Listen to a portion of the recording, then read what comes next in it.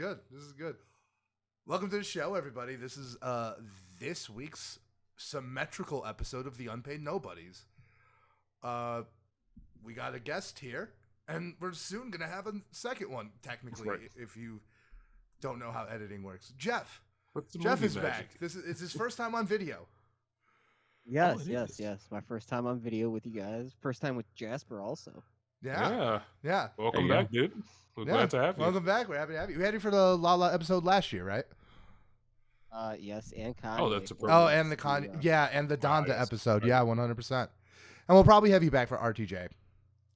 Let's be honest, you're an unpaid nobody. Yeah, you're an unpaid nobody. You and Isaac are basically nobodies. Yeah, at this point. I was on the grounds of Lollapalooza for you guys. Yeah, but he was our little. We were like, Purvis texted me. It was like we should have just given Jeff the password. Like, just give him the password. Like, what are we doing? Just give him all the passwords. We made it work, dude. It was great. We now go to our man in the field, Jeff. Yeah, literally. What's it like out there, Jeff?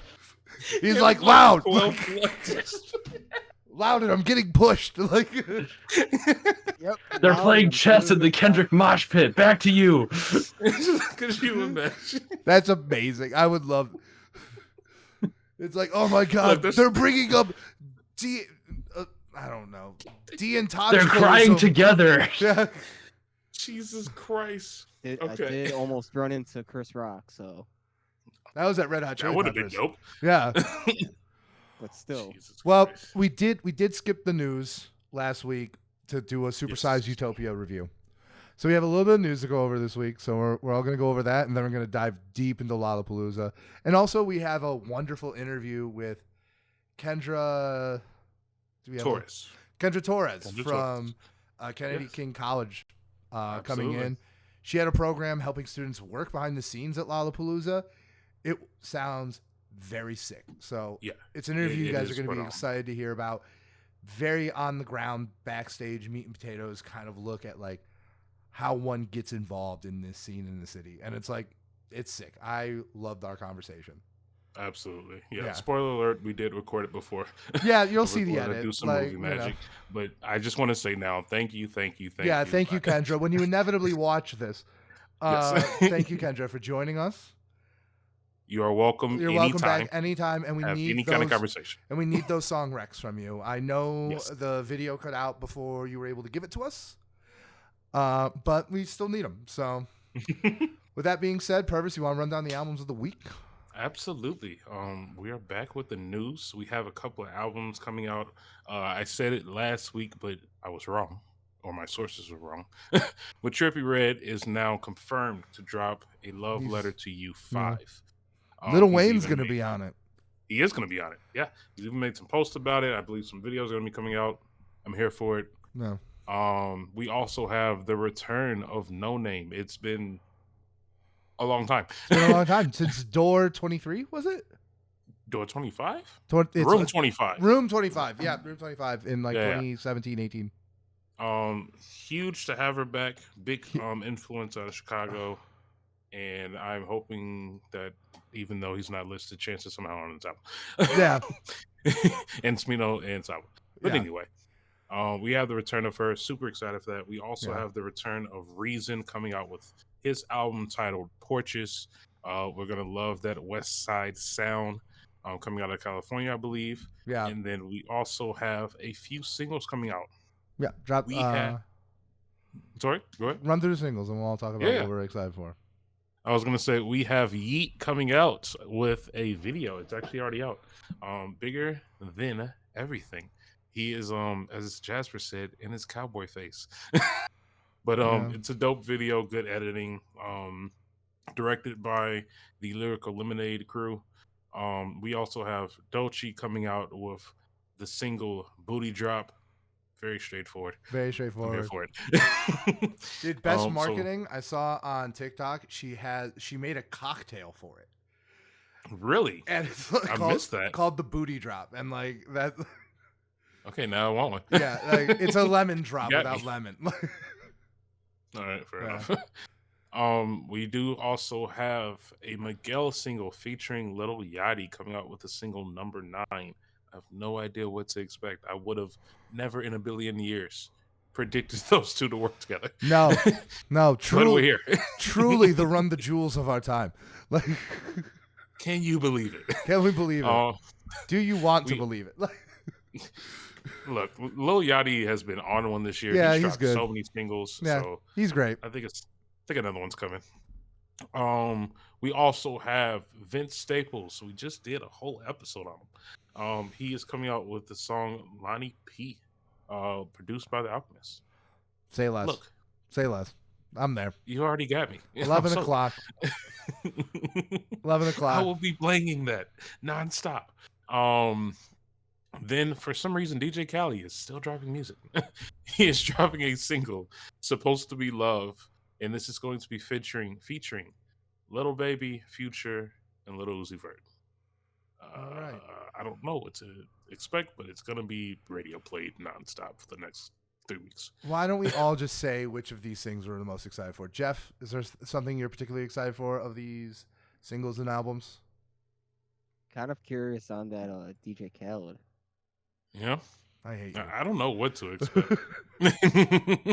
God. He always has a good beat behind anything he makes. So, All right, well, I'll give you that, I guess. I'll give you that, I guess. Another one. I'll say that. Another one. And he also is known to have like those weird mashups of like features. Yeah, he That does. is I don't know if this is one of them. This seems. But I just think It's a stellar bag. it is. But I think it's gonna turn out to be good. I'm genuinely curious because I know we talked about this a lot. Jeff, did you listen to his last album? Did you like it? The God Did actually. It was I better did than his actually other like ones. It was. It surprised me. That's why I liked it. I'm fully wasn't on the same. expecting it. I've heard that, but I don't care. Did you ever go back and listen to it, Brandon? No, Because we talked about that a lot. Come on, you just gotta listen once. it has God in the title. Pass. You made me listen to heavy metal. That's fair, but I did listen to that album. Okay, and I liked that album. You did. I did like the heavy album. You know, the heavy metal Jasper. album. You know, Yes. what are your thoughts on DJ Major Khaled? Key? Oh, DJ Khaled specifically. Yeah. I don't know. I haven't really paid attention so much since I'm the One, which was a hot minute ago. And Oh, yeah. That's his best song. I'm on one. no, I'm the one, Oh, the one I'm with the one. Chance and They're Justin all, Bieber. They're and all of like them. three. Very similar. They're all I'm on one is also enjoyable. Yeah. What is that? What's that album called? It's like 2014, right? It's Oh, like, I'm on one. what That's a long time ago. Yeah, Yeah. I actually was like into it. that album. I messed with, but that was also when I was in like high school. Yeah, so, you no, know, that's- tastes change. Yeah, definitely. I 100% on that one. But the ludicrous features all over that album are ridiculous. Yeah. I'll give you that. I haven't really tuned in, and honestly, I think what really we kind of talked about this when we did the Golden Nugget special was I think that Nigo kind of did the DJ Khaled thing to greater effect that year or like last year. Mhm. So for that, like that was a standout album for me that kind of captured more of my attention. For a single, I'll listen to a single if it comes across my Spotify. But And that's my thing about DJ Khaled is that he's just omnipresent. I'm gonna hear this single whether I like it or not. yeah, Like, you know what I mean? Like, it's gonna be in cars playing down the street, and I live off Irving Park. You know, No, It's don't like, hey, stop it's me. it's Like, going to be streaming. you didn't Yeah. you didn't want to listen to it, yeah, but God did. but God did. and you're going to listen to it. Now, what are you looking forward to this week? What are you eager to listen to tomorrow morning? Well, I already listened to Bigger Than Everything.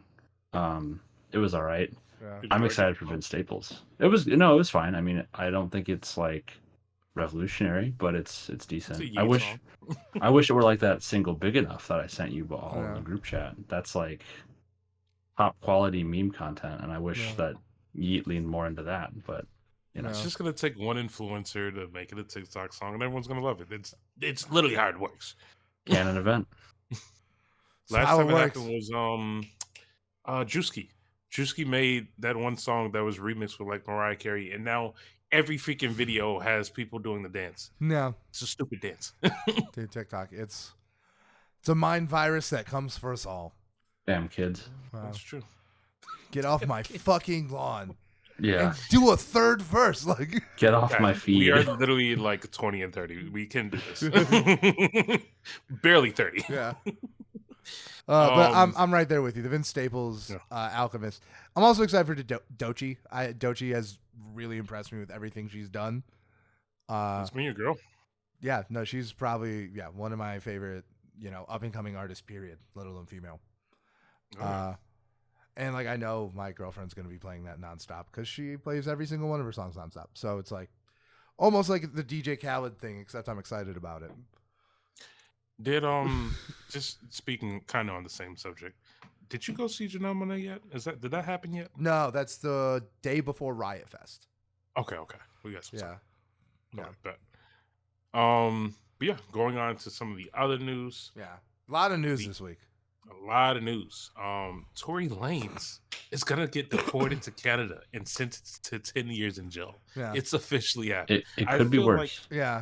He could be deported to Brazil. Yeah. I'm pretty sure he serves time here because he was here. Okay. I'm pretty sure he serves time here because he was here legally. He was on a visa.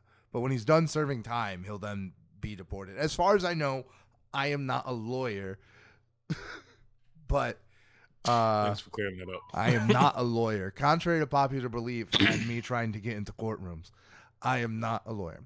So I don't know 100% that he's going to be deported, but that was something I was just seeing from a lot of I follow a weird amount of lawyers on TikTok and YouTube because I find legal stuff super interesting. Like I wanted to be a lawyer most of my life. And yeah, that I've heard a lot that he's going to do his 10 and then he's going to have to go back to Canada.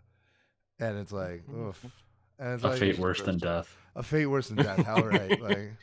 I'm genuinely curious just because I did some research and I felt like this happened years ago. I have no idea when it originally happened. I'll give someone $5 if they can at least give me the month in the year. Oh, I couldn't do the month, but was it 2019? It was not 2019. Wasn't it 2017? So. Hold on. Let me double check. Now you got me a second. I'm wondering if because you said it feels like 1,000. It's been a while. Oh, it has been. That's what it feels like. I feel like it's been a while.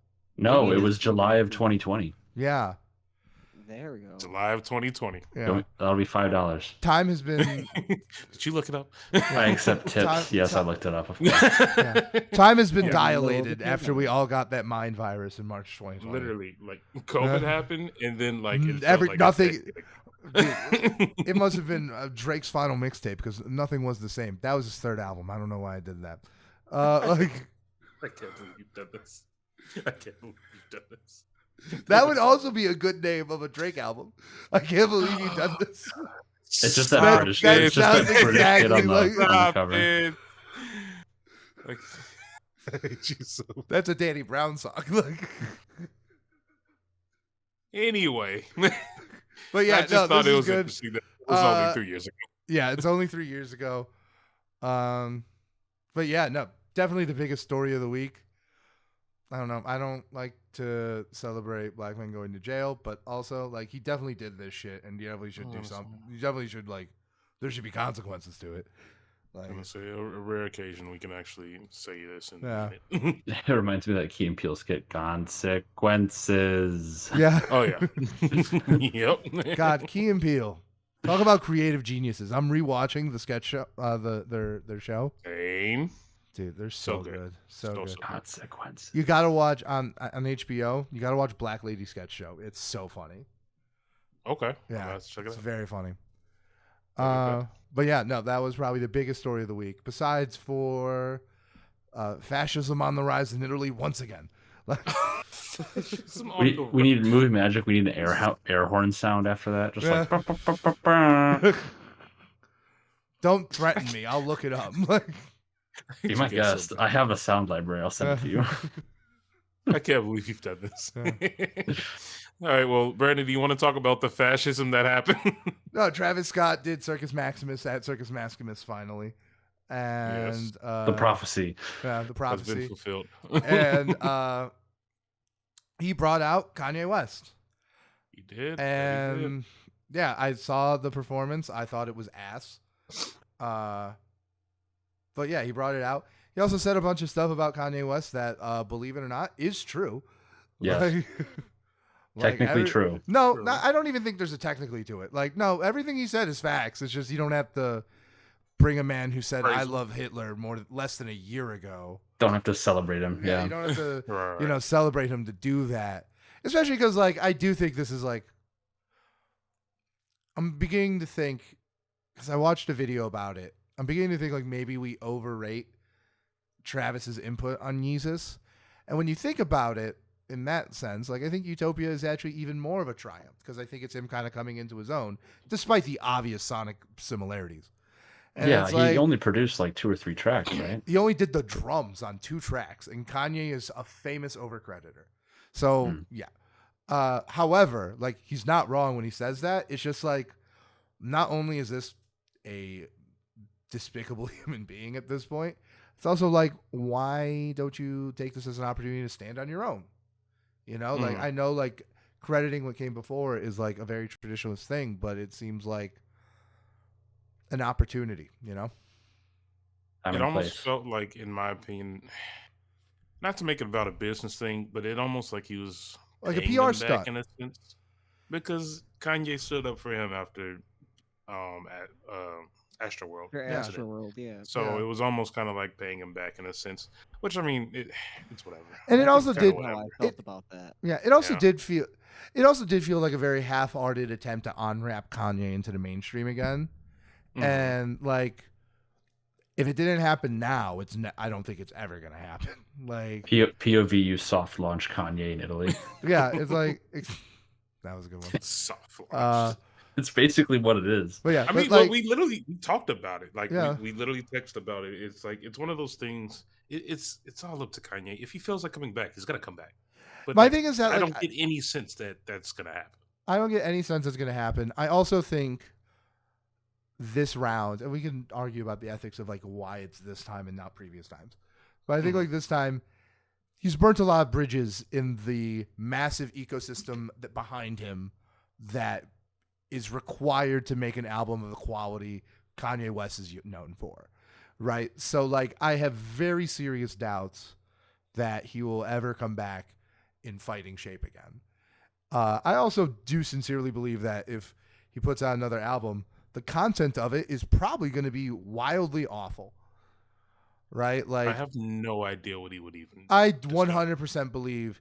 Oh, I think he's probably going to put out an album. I think it's probably going to happen like, I don't know, summer next year. And it's probably going to be called MAGA or something, like during the presidential run-ups, which is the thing he can't stop talking about for the last 4 years. Like that's The last gonna- 8 years, dude. Yeah. It's been a while. Yeah. And it's like, yeah, like I definitely think another album is coming. I think the question is like, what is it going to be?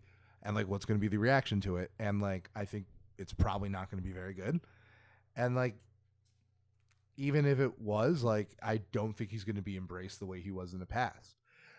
Me and Purvis were talking about it. Purvis is like, yeah, I would definitely listen to it. I'm like, Right. At least once. I listen to music on Spotify. Artists don't get paid shit. Like, it's fine. Yeah. Like, Like just Yeah. I need Like, if one you- listen yeah, to figure out what it's yeah. about. yeah. But like, and I would, if we're being completely real, I would do the same. Like, I was a Right. fan of Kanye for too long to not be in that boat. But like, the other thing is that like, even if Kanye wasn't doing all the Hitler stuff, like, let's look at the last couple albums. Like, Jesus is King, not good. Donda, better, but I do think like it is kind of a step down from like the rest of his oeuvre. You know, at least in my opinion, I think it's a bit bloated. And then Donda 2, which was We don't talk about barely that. finished and barely counts, but like it kind of does. And it's like even based on the quality of those last 3 albums, I would have serious doubts about him like coming back on his feet. And now he's alienated most of the industry. I It's don't know. not ideal. Very skeptical. Yeah. And even you look at the rest of the different production and product ecosystems he's wrapped up in, right? You know, clothing and everything else. And, you know, footwear, brand deals, whatever. I feel like the level of integration there is even greater to produce physical products at like a massive scale as opposed to just like producing music and putting it out online. So yeah, the odds of him coming back and developing or maintaining his relationships with brands and producers and creators and all this other stuff is just like, I think it's pretty much non-existent at this point. Like Adidas is still doing their big sell-off of like Yeezy inventory that was made prior to this. Did you see the new note? I actually want to bring that up. Did you see the new note on Confirm? No. When you go to, because like you asked me to go for the shoes earlier, when you go to buy any Yeezus shoe now, there's a specific note that they added that part of the proceeds will be going towards yeah, some they did kind of program. They did that for the last. They did that for Yeah. the last one, and now they're shipping with like a Stop Jewish Hate pin or something, and like a card. So like, I mean, credit to Adidas for like saying we're not going to deal with this, but also like, you know, it's one of those things where it's like a delayed last hurrah that just keeps rolling out because they just have so much inventory. It's a lot of shoes. It's a giant corporation doing the bare minimum to separate themselves from an actual fascist. Yep. Let's keep it fucking real. Like, and like, look, I applaud them for doing something, right? Yeah. Like, that's I applaud them for They're doing sell the shoes. something. There's no way. Yeah, there's no way they would let all those shoes that definitely would sell, like in the warehouse, you know. So I applaud them for doing something, but to me, it's hard to like. I don't know. Like, I'm not gonna bemoan. Yeah, this isn't us praising. Like, I'm not gonna bemoan someone for buying the Yeezys, but it also is like, okay. Yeah, I mean, it goes without saying it's like corporation saving its own ass, but at the same time, the other option was like they destroy them or something. So like, I'm okay with them. Which is like not for their intended purpose. It's definitely the best of the outcomes. It's just that there weren't any good ones, and it's like it's hard not to be painfully aware of it. But I think we can pivot a little bit. Still in Travi land for now. Utopia tour announced and delayed within the last 7 days. Love that. Or sale of it has been delayed. Yes. There was supposedly, well, first he actually did put an official post out on his Instagram, but there was also a leak of several tour dates that were within the community from several Travis Scott fan pages. No. And apparently the opening night was supposed to be September 25th here in Chicago. Dude, second tour opener of the year. That's wild. We did a lot this year. It's August. I'm so tired. My knees. Dude, I have to go to a house music festival this weekend. Do you have any idea how my knees and back are going to feel on Sunday night? Fuck, dude. Bro, I just thought about the TikTok. It's like the dude trying to Chick-fil-A. It's like, back at Chick-fil-A, help! Just like started crying. Oh, wait. I actually have another Travis thing that's going to make you both so mad. No, you don't. Okay. Yes, Is this about the earthquake? No. Wow. Okay. Dude, that's a psyop. I don't think that's real. Let it go. Pretty much all of Circus Maximus is now available to watch on Apple Music. Apple Music. Yep. Oh wow, Jeff! If you want to watch that movie I trashed, I watched. I watched the performance twice. Which one? The performance part. Oh, right? Like the actual show with Kanye? No. Yeah. Oh, I got you. No, like the movie that he put out, that is now on Apple Music. You can stream it. The one that was in theaters. I'll give that a look. Prepare yourself. Yeah, prepare yourself. Watch the first 30 minutes. I think the Modern Jam video. That's a dope. That's a dope 3 minutes. I'll give you that. At least watch the Modern Jam video. First 20-30 minutes, you can. Yeah, I would say first 20-30 minutes. Once he starts performing in a field, turn it off. Like. Yeah, and the way it was in a bowl. The way they did once it. he starts. Once Travis Scott don't get Brandon started performing in the Celtic arena, like the way they did it is cool because they actually broke it up like it's a bunch of little music videos instead of it being like one long form piece of content. So it's like a playlist of videos the way it's like listed on the website. Yeah. All right, well that's improvement, I guess. Yeah, that's an improvement. But yeah, enough Travi because we've been discussing him for 3 weeks, 4 weeks, probably more. 6 months. Well, in depth, 3 weeks. But yeah, so tour's coming. Oh, and we're gonna be at the tour. Like we're 100%. Like come hell or high water. Like we all have. Like we're all. The four of us are all gonna be at the tour and probably more. So like this is not a surprise. It's not a surprise. We're all gonna be there. We'll all be here to talk about the Utopia tour because I'm sure it's gonna be great if we survive. Like You will not be in the crowd. I will not be in the crowd. I am covering 31. Like, Cowards. Cowards. Oh, shut up, you 25-year-old. I will The give earth you a has not- camera and just say go. The world has not crushed your Say soul less. yet. Like, I'm getting there. it doesn't We do that will- until you're 28. Like, Oh, 2 years, boys. I'm pushing it. I'm let's do getting it. there. Jesus Christ, don't welcome. remind me. I'll be waiting here with mushroom tea and good vibes for you when you get there. Like, Look, first goal, make it past 27. I'm not Yeah. going to be in the 27 club. Then we'll focus Yeah. on everything else. dude, that was a good birthday. That was a good birthday. And then it goes reminds me- downhill. And then you hit 30. And then it's like, oh. And then you get fine with it. It's like death. Like you grow. Jesus Acceptance. Christ. Yeah, you accept it. And like, That reminds Not me. compare 30 to death. My That God. reminds me of that post where it's like someone's notebook written out and it's like to-do list. It's like survive next 5 years. If still sane, kill self. Or no, if still insane, kill self. If sane, start podcast. Well, Checks out. here we are. Here we are. look at God.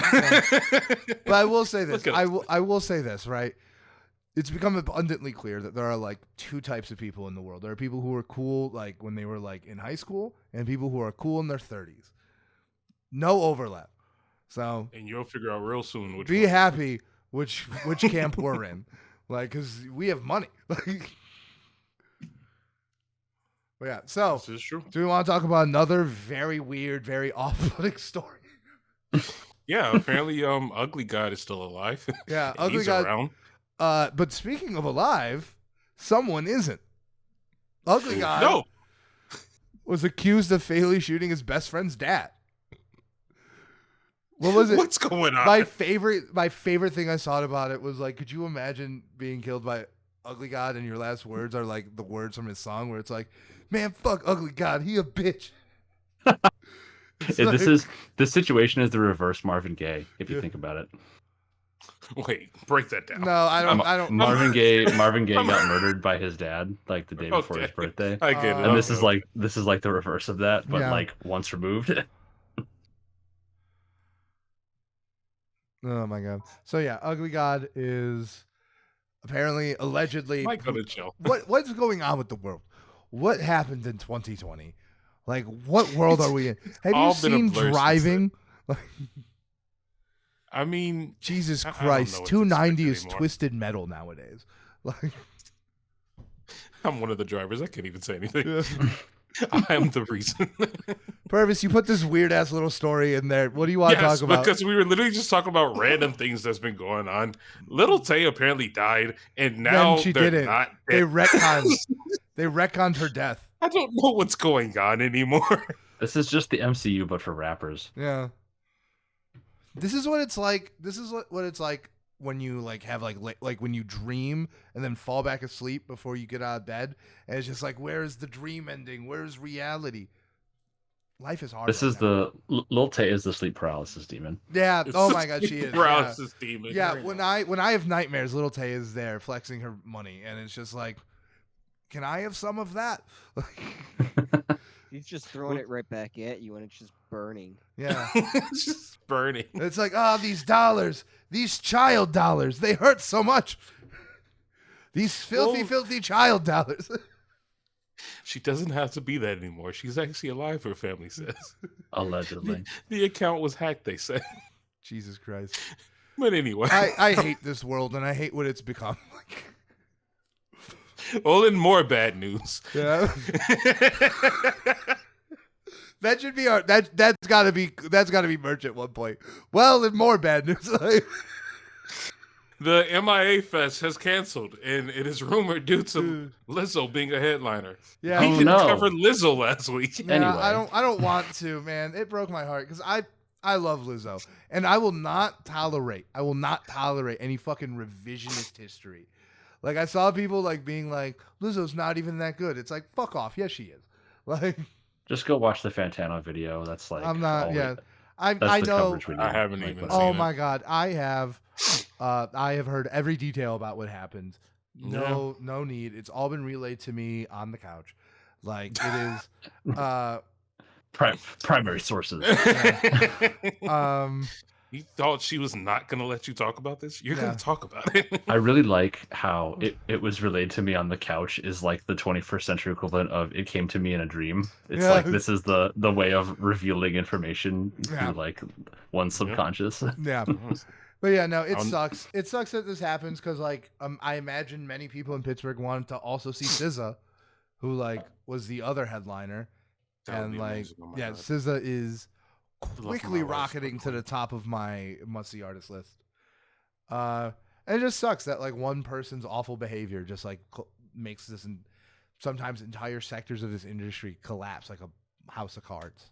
Yeah, I'm kind of surprised they couldn't get somebody to replace. It seemed like there were only like 3 major people at the on this festival. Pretty much, Yeah, it was like her and SZA and then somebody else. Yeah, the only thing I can see about that is just like Lizzo's a pretty big act, you know, and bigger acts are harder Yeah. to replace than smaller acts. This is true. Not impossible, for sure, not impossible, but I just wanted to say very quickly then the transition away from Lizzo. yeah, away from the misery.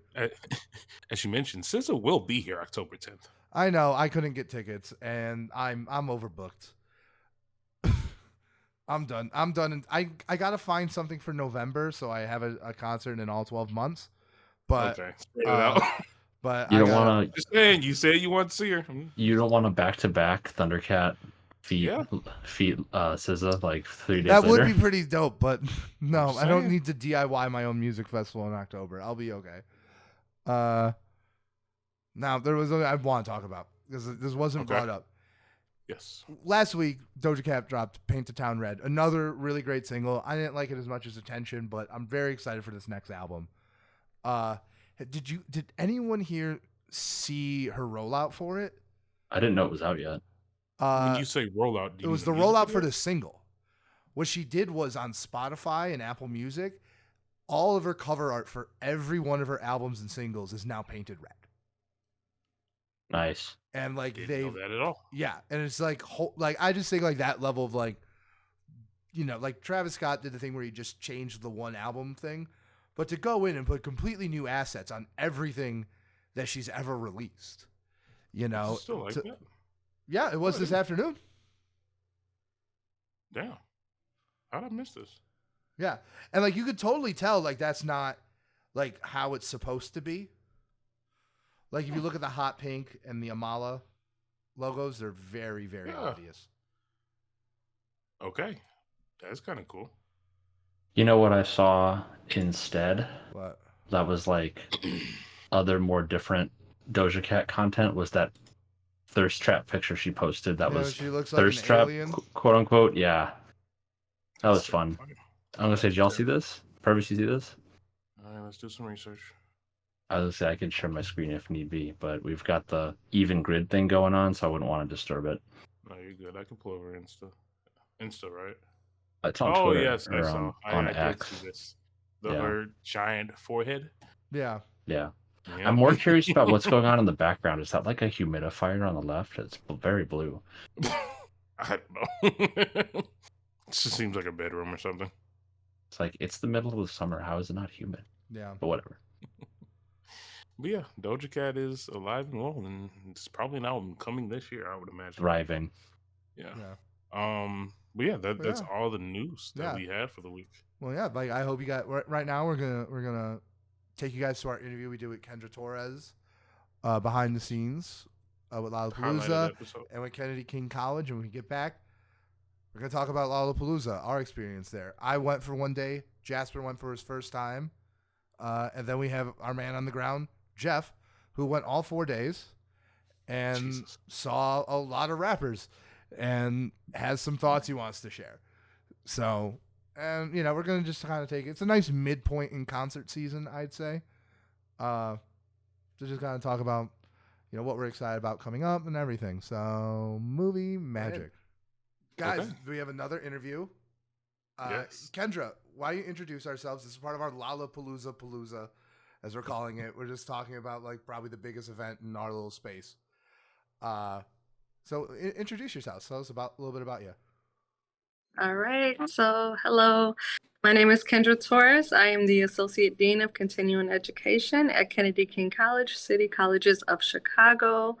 Outside of that, I am a general Chicago resident. I love Chicago, except for during the winter times. And continuing education, those are your non-credit personal and professional development classes. So they range from swimming, dance, meditation, yoga, to high-tech certifications or certifications in other industries, pending what the industry is. So yeah, nice to meet everybody here. Yeah. Nice to meet you. Thank you for coming on. Yeah, thank you so much for coming on. I went through a similar program through Chicago Portfolio School, which was like non-credited, like professional, like development courses. So I know how important those could be, especially in creative spaces. Yeah, and especially right now, as a lot of students are looking to take short-term classes and that lead to high impact salaries or jobs. And so that's really what my department does. Yeah. So like, yeah, go ahead, Purvis. Start it off. Yeah, I was actually going to like kind of get into our topic then, because the way I was introduced through our connection, our family friend, through Leah and Isaac, you've actually had a unique experience in combining exactly what you mentioned within the school and what our topic with Lollapalooza.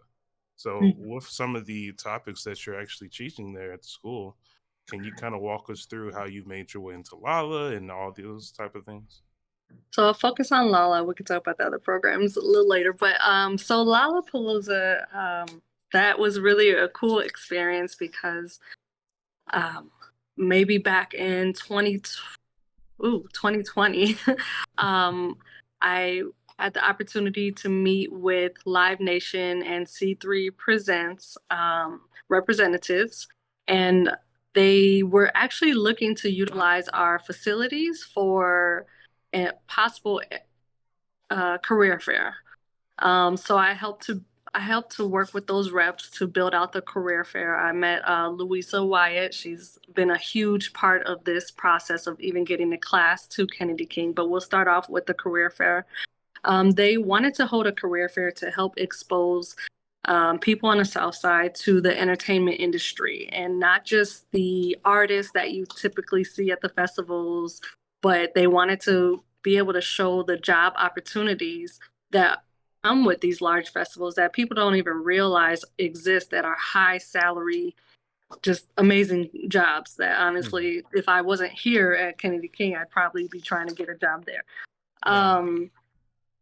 And also they wanted to be able to allow people to network with each other because, again, exposure is really important, especially the people of color who are not typically exposed to these various careers.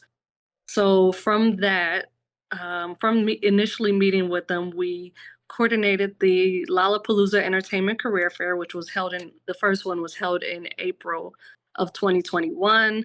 They were actually able to bring Rhymefest, who used to work with Kanye West. I'm not sure if you guys are familiar with him, but he's a Chicago artist. Yeah, very familiar. Okay, yeah. They brought him here to the school. We had workshops.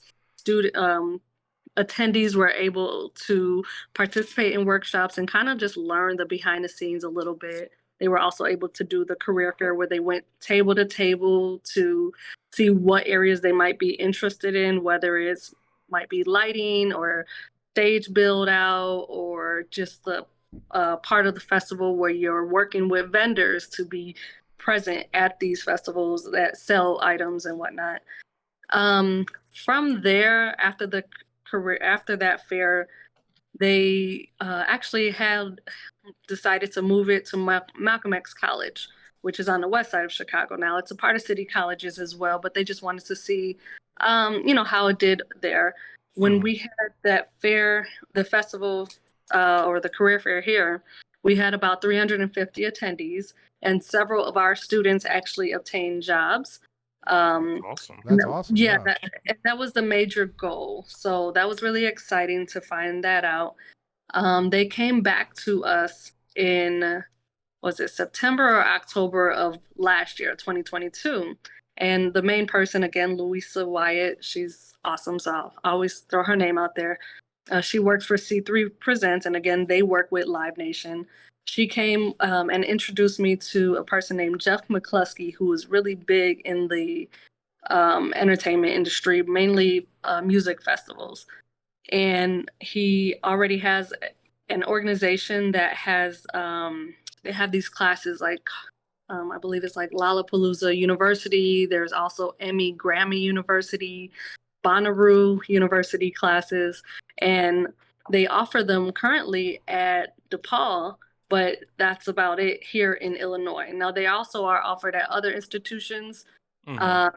I know one in Texas and I believe one in Philadelphia or DC. Don't quote me, but they were looking to have more students of color and see how can we really, again, just make great opportunities for students to transfer into those career fields. And so they brought the class to us. At the time, I wasn't even in my role now. I was the director of special projects, but I was transitioning to my role. And so once I got into this role in February, I took off running. I worked with our president, President Katanya Webb Walker, to identify the instructor, and we found the perfect instructor. Unfortunately, he's not able to be present right now, but his name is Morshawn Robinson. He also teaches at I can't think of the name, but it's another college downtown that just does focuses on music and sound engineering, from what I'm aware of. Is it like Illinois Media School?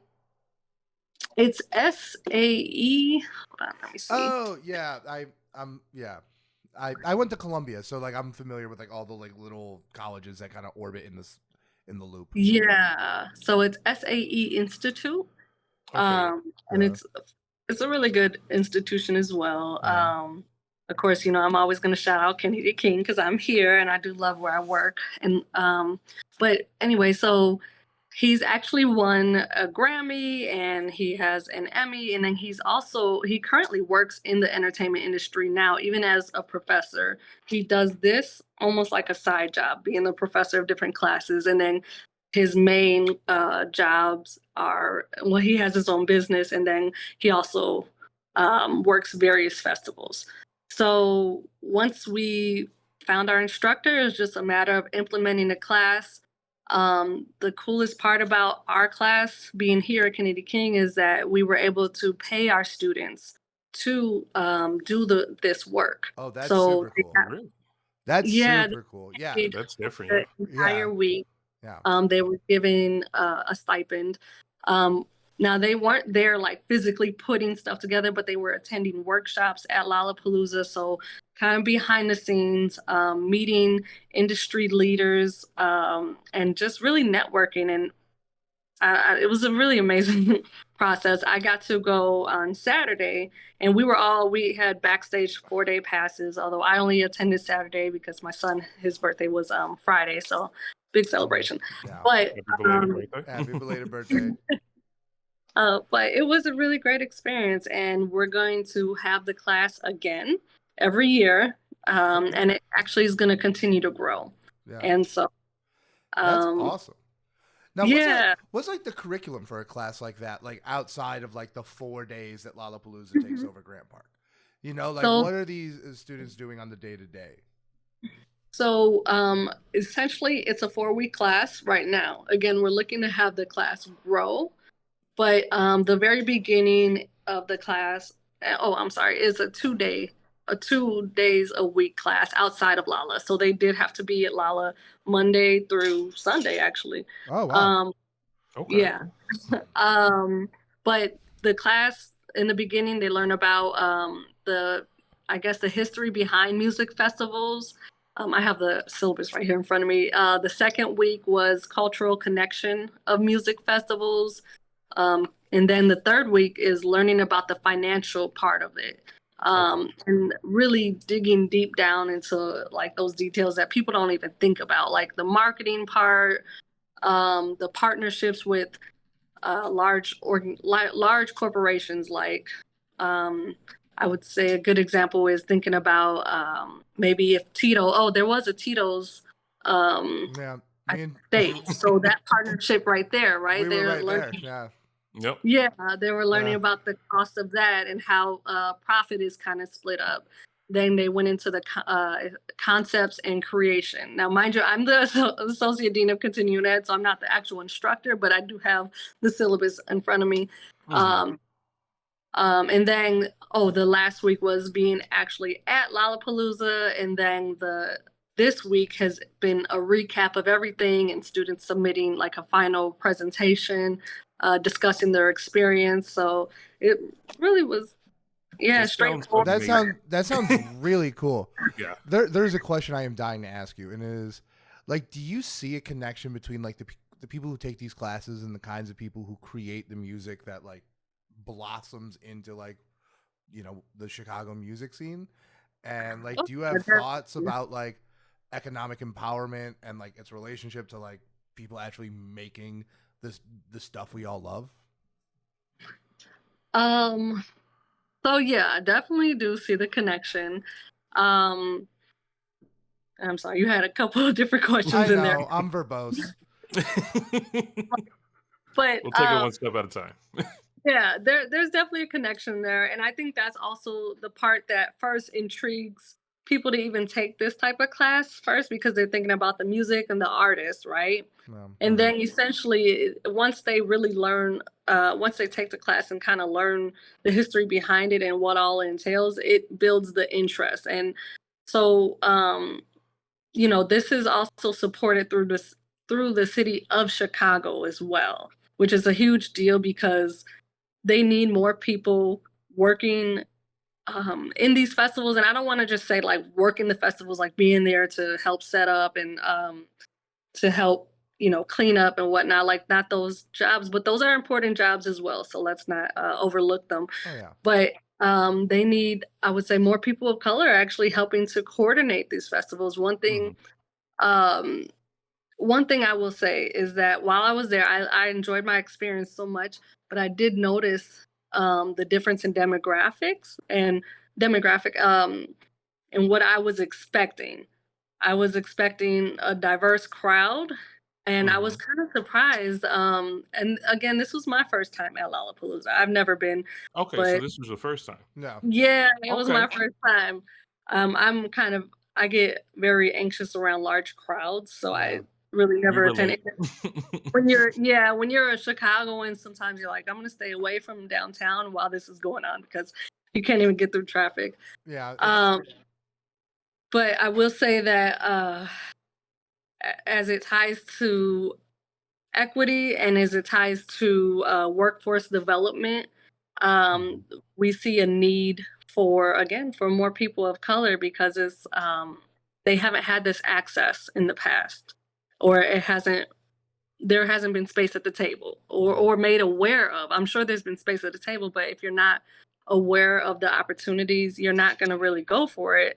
And I think that's a big part of why people tend to, when they approach the music industry, they tend to go the artist route, at least, instead of also looking at the other opportunities. You don't really know until you're in the industry. Yeah. And so I think it's helping, this type of class is helping to create equity for everyone.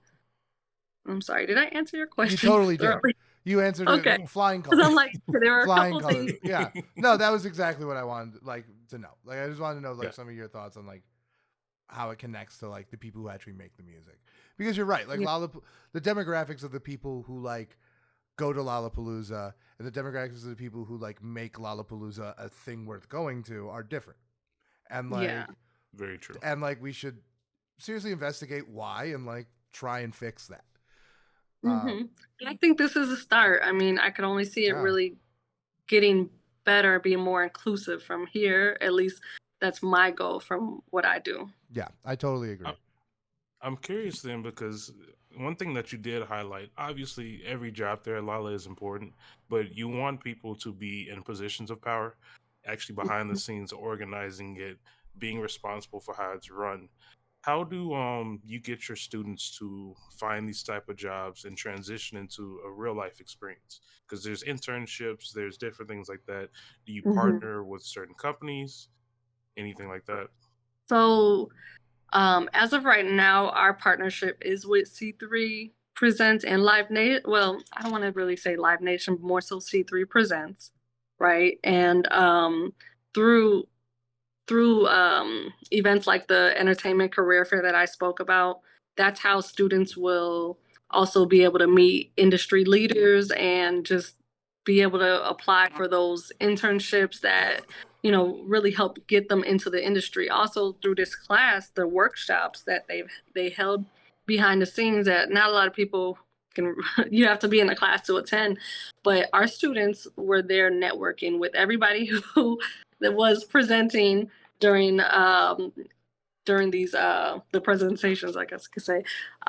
It was amazing because one of our students, there was a panel discussion with all female, from females of color to just females who are who work with the artists, who work in different areas of building out what Lolla, the vision of Lolla, right? And so after the panel discussion, she literally went to each one of them and said, hey, here's my resume. I'm looking for an internship or a way to get into the industry. I'm willing to do whatever it takes. And you got to be careful when you say that.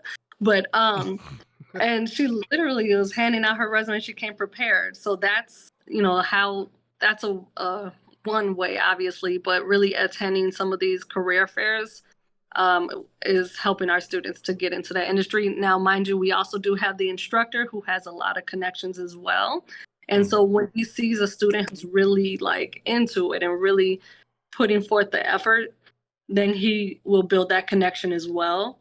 So, I mean, there's so many different ways to approach it. I think it just depends on the person and how they take advantage of the opportunities that are in front of them. Yeah, I completely understand that. Do you have any, like, can you identify a specific success story that you like to tell or anything like that? Yeah. I can't really identify it. I can't say students' names or anything. Of course, yeah. I mean, we're still kind of waiting the results, I guess, from what happens with the students who participated in this class, and I'm sure majority of them are going to get opportunities, especially the women. No offense to all you men, but they were really putting themselves out there to try and get different opportunities, and I know it's going to come their ways.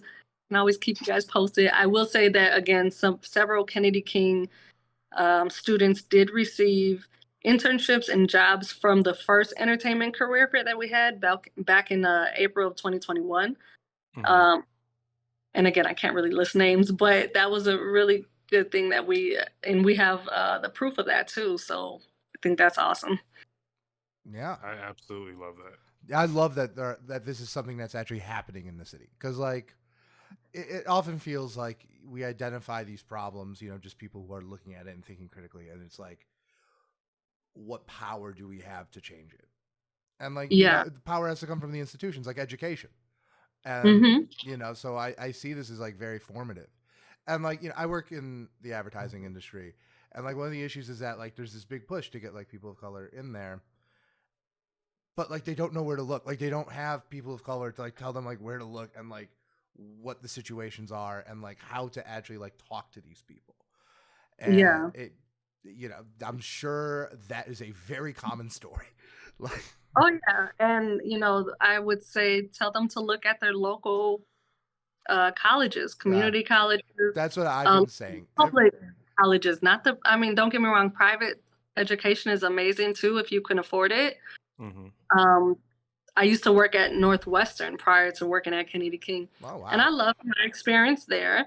At the same time, I will say there's a lot of resources available to those institutions, and they get a lot of funding from, you know, alumni, but you don't really see that at your typical community college or your public institutions. And I mean, we're trying to change that, obviously, but at the same time, you know, we always are looking for partnerships with organizations that can really help give students impactful careers, and not just, oh, we're trying to hire somebody just to, you know, do something, you know, basic.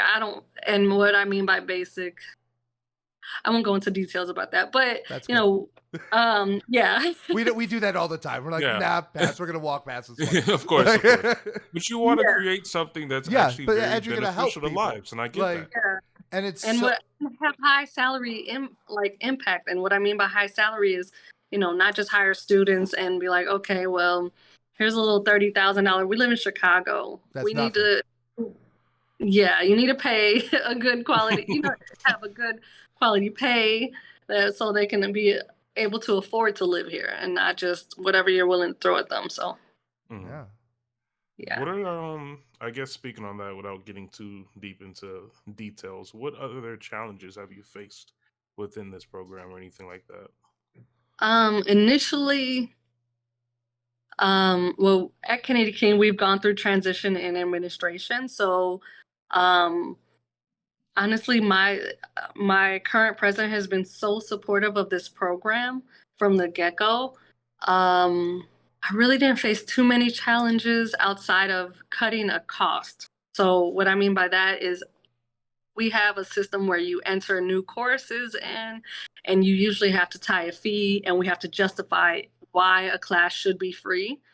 And so at first it was like, well, why shouldn't you charge students to be in? It's like, well, this is a pilot class. And on top of that, this is, you don't need to charge students for everything. It was a great opportunity, and we just wanted to, our goal was made really just to expose students to the opportunity. So another was probably finding the right instructor, because not every instructor has the same experience. Some instructors actually have industry experience. Some instructors don't, and they just teach the experience without really having it. Our instructor had that experience, and it was amazing because even students from the other institution that participated in this were coming to our instructor like, hey, how do I sign up to take your class? And what do I need to do to be your intern? Or can you hire me? And I was like, okay, well. That is awesome. That's awesome. God, the other issue I don't want to say issue. The other obstacle maybe was just making sure that students get paid and making sure that we find funding for that. And we, the president was able to, so it was great. Yeah. I love that. Yeah, no, it sounds like you guys. We want to pay students to do this. And the reason why we paid is because, to be at Lolla from Monday through Sunday, and also having to take time off from work. A lot of students who come to community colleges, they work regular jobs, I don't want to say 9 to 5, but they have jobs, they may have children, they might have other responsibilities. So giving them a stipend as an incentive, I think, and a lot of them didn't even realize they were getting this incentive. So that was, I don't know, my proud moment, because I'm excited. Super cool. That's like the coolest thing I've ever heard about a job program. Because this is better than my whole the amount, because the amount of free labor I had to do to get a job is obscene and unethical. Yeah. So it is so refreshing to hear someone actually put their money where their mouth is, quite literally. And kudos to you for spearheading this whole thing. Mm-hmm.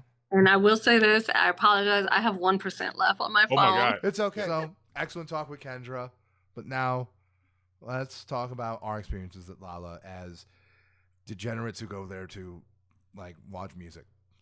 And party. Yes. So I think I know where I want to start. Partially work. Yeah, but you partially worked. Jasper. Yes. This is your first time at Lollapalooza and your second music festival ever, if I'm correct. Indeed. Wow. What were your takeaways? You went Friday. You were just there for a little bit to see Kendrick. Yeah. Quick disclaimer. I don't count coloring day because that's technically the same thing as going for a one day, I guess. But it's not really a music festival. It's just a day of music, I guess. I don't know. Yeah, I see that. Yeah, I see that argument. I wouldn't either, but I guess if I thought about it, I might be compelled to. But yeah. Yeah. It was cool. Just came down after work and I caught the end of 30 Seconds to Mars, and my dumb ass was like, wow, that guy really looks like Jared Leto. And I totally forgot that it's Jared Leto's fucking band. And I was like, I totally wanted to go up there with a sign and be like, I loved you in Dallas Buyers Club. Or he was very good in Dallas Buyers Club. I'll give him that. Yeah, dude. An Oscar-winning performance, literally. Yeah, dude, he was very good in Dallas Buyers Club. So good that I thought he was going to be a good Joker. God, wrong. You swore you would never speak of that. Yeah. And then, I mean, they put on a good show. That was a good crowd. And then we went to the Tito's Lounge, for, the hookup. Shout out Jeff.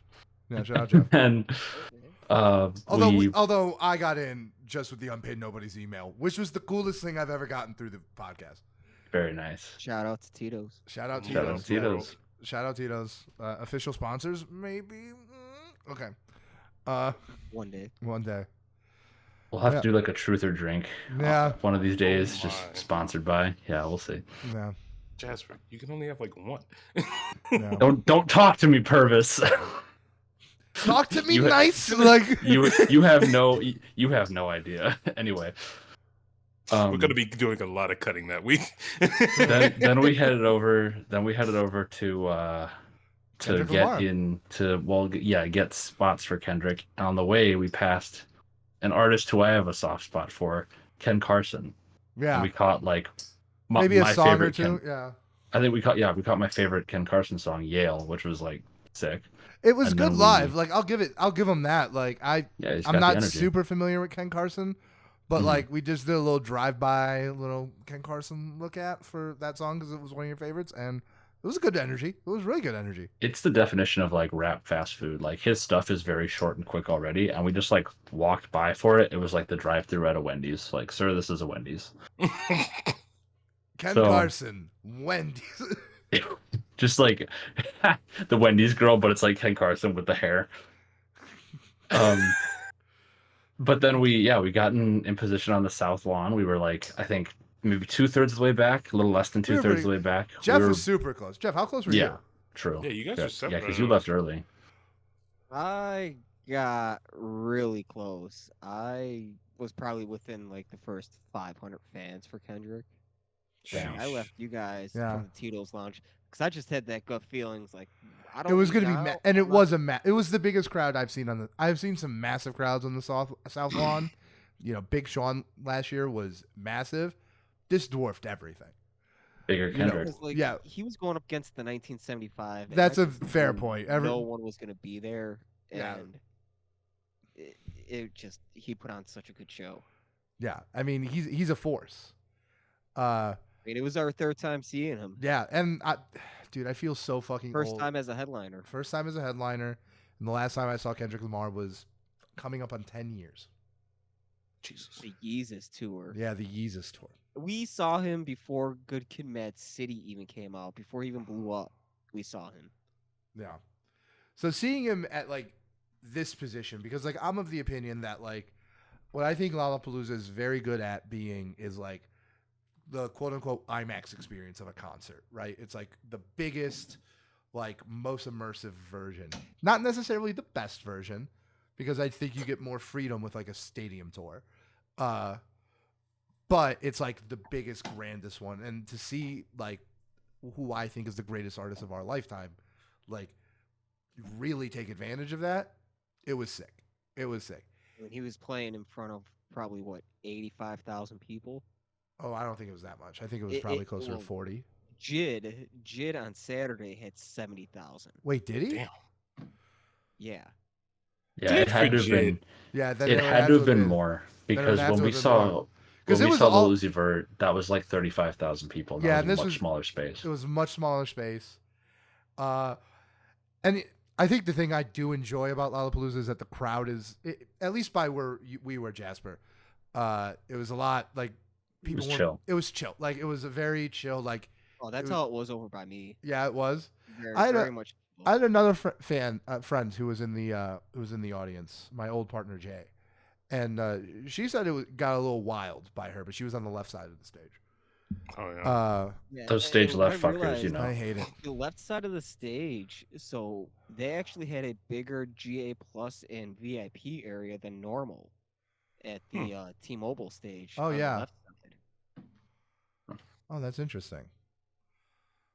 I found that very interesting because I noticed that on Sunday when I was there. Yeah. Like there was just a whole open space, but that was all GA Plus and VIP. Yeah.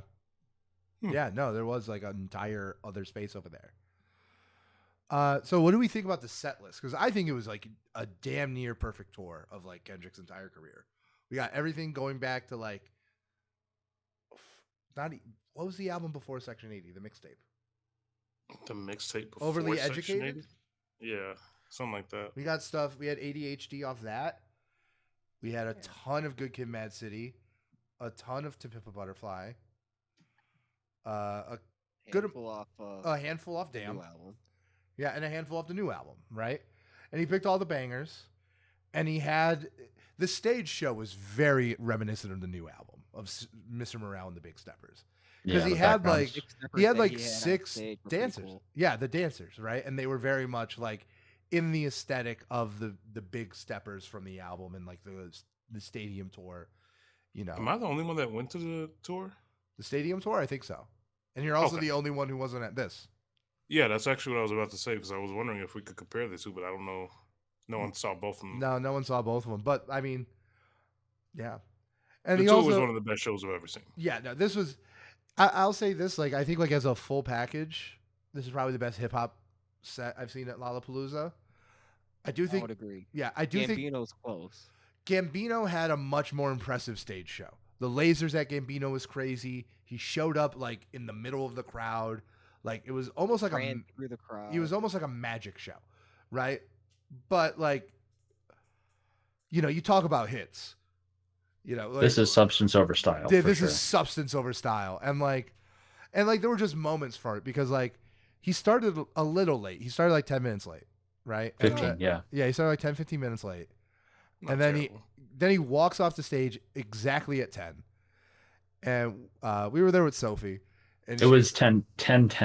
Yeah, it was 10 minutes after. 10 after the encores. He walked out directly at 10 before the encores, right? True, yeah. And it was just like, it kind of hung in the air for a minute, and they actually turned the house lights on for a minute. Oh. And it was like, okay, what's going on? What's going on? And then, like, once we were kind of like, should we go? Because there's a massive crowd, and, like, it's going to be fucking hard. The 4-beat from All Right starts, which was like a top 3 song I needed to see live. And goddamn, was that like one of the top concert moments of my life. Like the only moment I could really say topped it actually happened on the exact same lawn last summer when Metallica came out and did the encore with Master of Puppets. You know? Oh yeah, that was obviously different genres, incredibly different spheres, different feelings, but like the same level of gravity. And then what was the song he finished on? He did All Right as the first encore, and then he did Savior. Yeah. Oh, yeah. Nice. Yep. And apparently that's his favorite song of his. So that's Is why that? I think. I saw something about that. It was same what set list we've been doing at all the festivals. Yeah. Hmm. Yeah.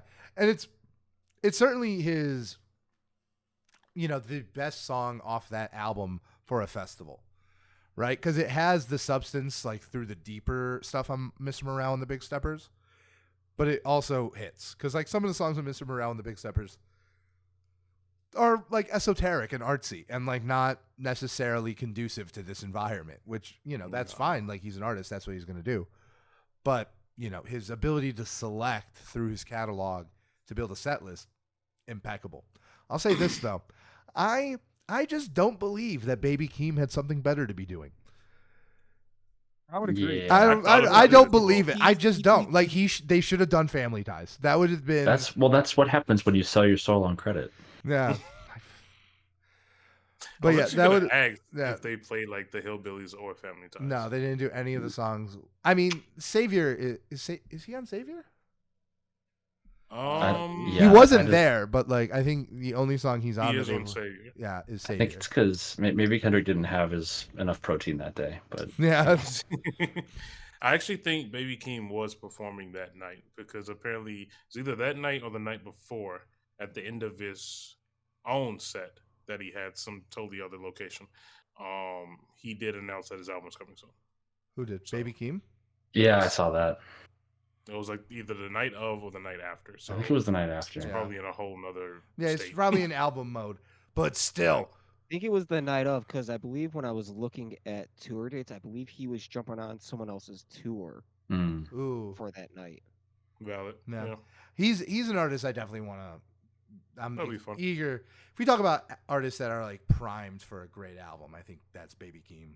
You know, I think he's in the position Jid was in 2021. Two Phone Baby Keem. I'm down. Yeah. And can we talk about some of the media or like the content that came out of this tour, like those photos I sent you guys. Yeah, no, earlier. because he came out in a very unique outfit, and it went hard. It like I'm Fire. not. Yeah, it was a fire. It's outfit. the most LA thing I've ever seen in my life. Yeah.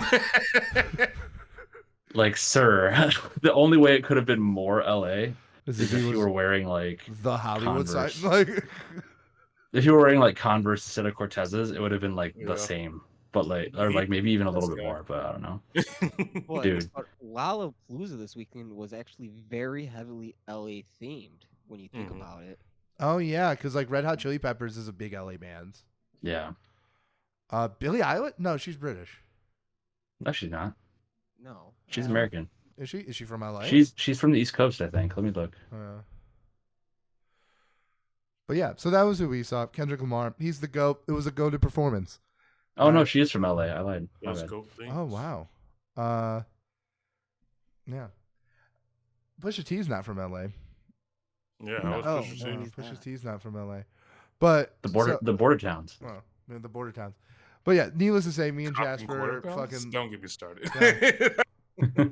You can't bring that up and expect me. Purvis has been activated. Sleeper cell mode. Let's go. dude, the amount of times I've texted Purvis like when we in really, all caps. when we really gonna roll around in the border towns getting quarter pounds. God, I just I'm want so the West ready. Side Gun remix of that song. If I had a God. genie, I would You end. are I not would. ready. I would wish for 1, end of capitalism. 2, bring Stan Lee back.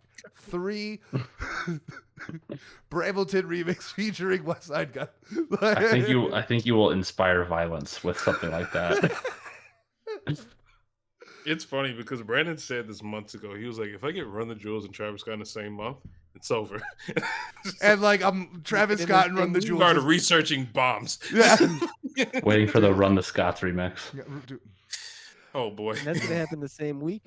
I'm just saying after Utopia and after Michael and hearing LP collab with No ID, I'm just saying LP Travis collab, Windows would break.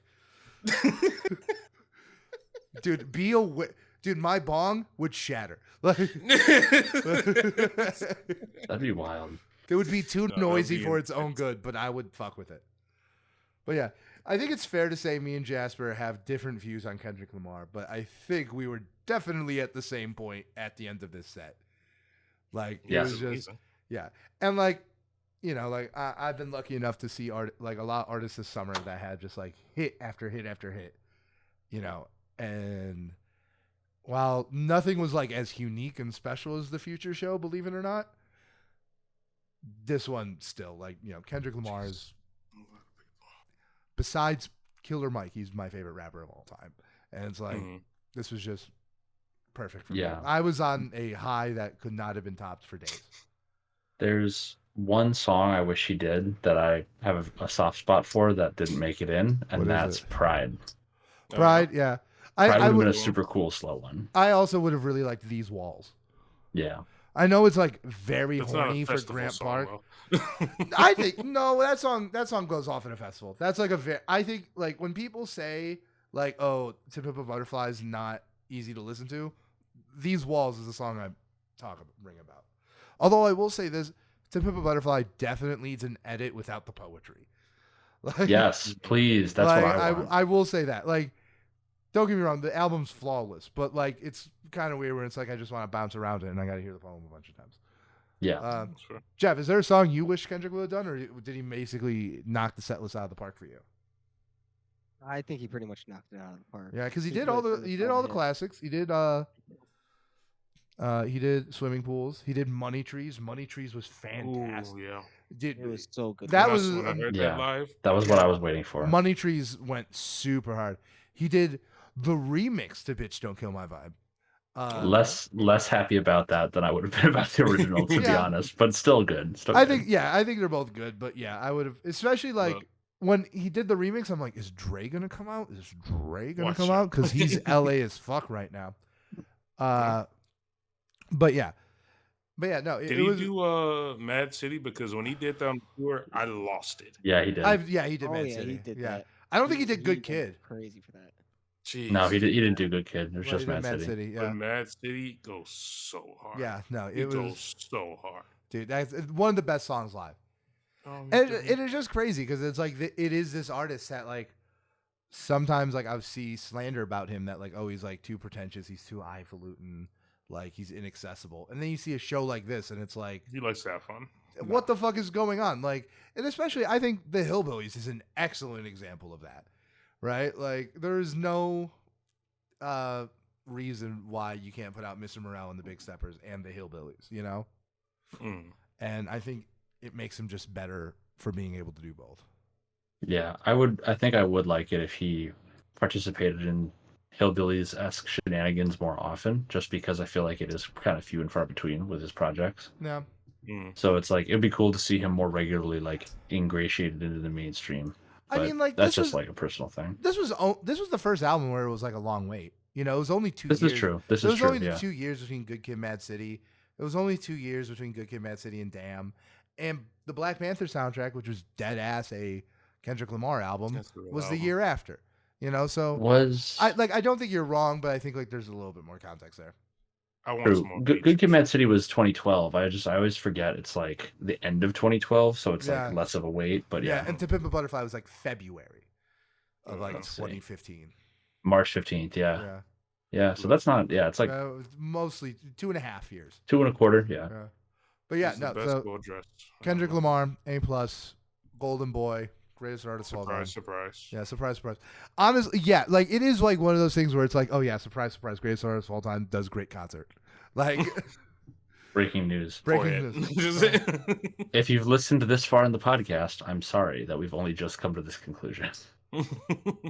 I gotta say, the fit was hard. Pictures were hard. I do not like that shade of royal blue. It reminds me of my high school. Amazing. Dude, for people who didn't see the pictures or anything, Kendrick came out wearing a full blue, like custom tracksuit with like real short, like capri style pants, I guess almost. And then like blue Cortezes and a blue Dodgers hat to match. And it was just like, yeah, this is sick, but like, damn, go Eagles. Like, yeah, no, it was like royal blue and white. Yeah, but he was showing that Crip love. Dude, he was, yeah. Man. All right, now Jeff. You saw everything else. You saw everything else, right? So and then Saturday was your big rap day. Yeah, that was between seeing Jid. Jid legit had Grant Park. The ground was shaking underneath me. Yeah, I love that. Jid Quake. Now, like you're like great show. Yeah, because you're like relatively new to the Jid train. Yeah, I remember seeing him last year when J. Cole brought him out. Yeah, and that's when I started, start listening to him and start like actually like giving him a look. Yeah. And I'm a fan, and after Lolla, I became even more a fan, and like I loved how he had a Mac Miller shirt on. So I had a the Mac Miller tribute was and you were matching. And the rainbow. And the rainbow going over Jid's set. To me, that's Mac Miller looking down on Jid saying, hey, you made it. Yeah. He's playing one of the last shows on T-Mobile stage. The T-Mobile stage is the biggest stage at Lolla. So his next step is being a headliner at Lolla. Yeah. We talked about it. Yeah. And like if there's anyone who's more deserving, it's Jid. He's like the real deal Holyfield. And he has that potential big time to, have a Kendrick Lamar style crowd where it's that big. Yeah. And the thing I like about Jid, because I watched the stream of Jid and Pusha T.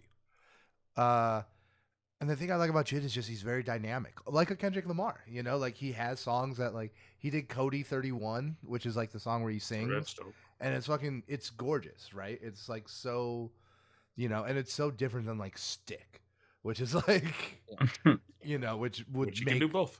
And like the fact that he can transition to both, and he just comes across so affable and likable, Yeah, and then when you do more research on him, you'll see like before Mac Miller died, how close they became, how he has writing credits on Mac Miller's last album, and like just how he's not just in front of the mic making music. He's also, getting writing credits on some top songs. Yeah. I got robbed of that tour. They were going to come to Chicago that October. God. Yep. Sad. It's so sad. So sad. That would have been my first and only time seeing Mac Miller with Jid coming with him. Dude. I mean, we saw Kendrick open up for Mac Miller. I hate you. That is a wild sentence with like hindsight. And there were more people there. And Kendrick. It was Schoolboy Q and Kendrick. Yeah. I hate both of you so much. And Wiz Khalifa. Yeah. That's insane. That's like such a weird alternate universe. Like, but it works. clearly there was a time very 2012 in between then and now where the darkest timeline began, because like that is not a darkest timeline sentence. No, it's not. COVID. Yeah, it's called COVID. It's called Trump. It's called Yeah, you're right. It's called life. Occupy Wall Street. I'm telling you, dude. Cubs winning the World Series just ruined everything. I think it was more the rise of fascism, but I don't knock it. Like, hey man, I mean, you poison. Butterfly effect. Oh my god.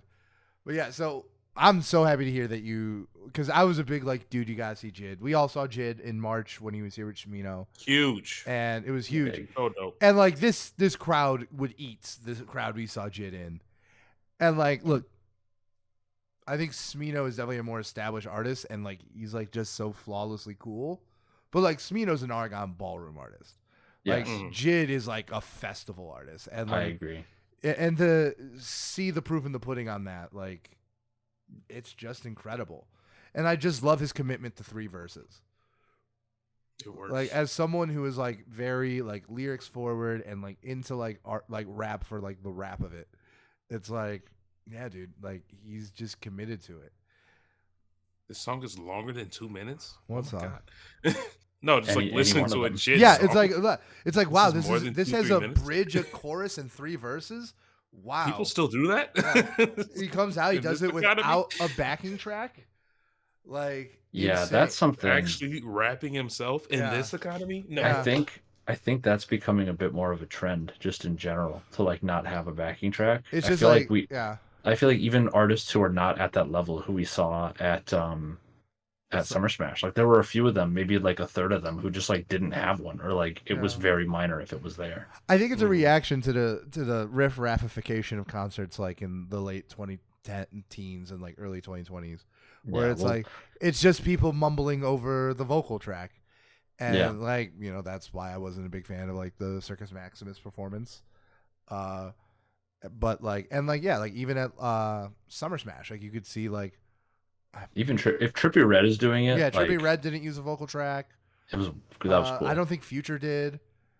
Except I think Future had like a little bit. He had the features just for like the features and then like ad libs or something. Yeah, like features and ad libs. Yeah. And like also like it is interesting because it's a little bit of a false dichotomy because I think it's like objectively better, but at the same time like. Glorilla had a vocal track, and she like very clearly was performing. She was not hiding behind it. So like, I think it just comes down. Doing a dance. Yeah, she was fucking doing the whole thing. So, but yeah, that's good to hear on Jid. And then you got to see the world's best cocaine dealer, the cocaine master. Yeah, Pusha T. And I got to see you see Pusha T because you showed up front and center on stream twice. Hell yeah. Yeah, that was wild to see that text that you sent me, but he was just amazing. He's one of my favorite rappers, and the performance he put on was just amazing. Yeah. And the crowd was just wild. And I would say best part was seeing when he played Diet Coke, how to break down Coke playing in the background. Yeah. Yep. What was it that it said? What was it? Yayo Palooza? Palooza, in the snow globe. It's literally something we would make up. Why is that at Lolla? Dude, we should be Pusha T's creative director. Hey, Pusha, like, let us do this. Palooza. It just works so well. Don't give any of those suburban kids any ideas.